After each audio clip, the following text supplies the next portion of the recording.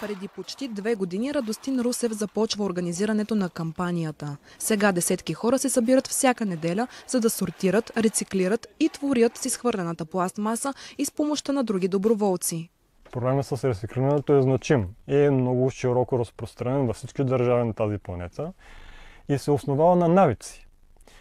Хубавото е, че ако сам човек промени своя навик и започне разделно да събира този отпадък, да не го мята просто на голяма кофа, нещата се подобряват. Както на индивидуално ниво, така и на квартално ниво, така и на градско ниво, така и на държавно ниво. Слагаме го вътре и така го просто извличаме.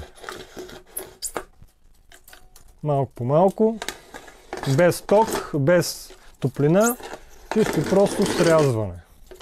Отскоро екоентусиастите създават и предмети, направени изцяло от отпадъчни материали.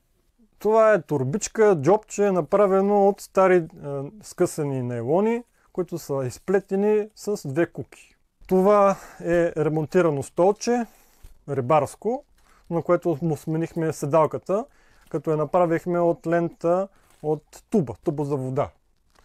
Данните на Евростат за последните 10 години показват трайно увеличаване на пластмасовите отпадъци в Европейския съюз. Само за последните 5 години ръстът е с 15 кг на човек за година. А всички средства от рециклираната пластмаса на доброволците у нас те даряват на друга инициатива „Капачки за бъдеще“. Идвайки на работа всеки ден, виждайки на улицата хвърлено кенче или пластмасово шишенци, започнах с една обикновена малка чанта да събирам.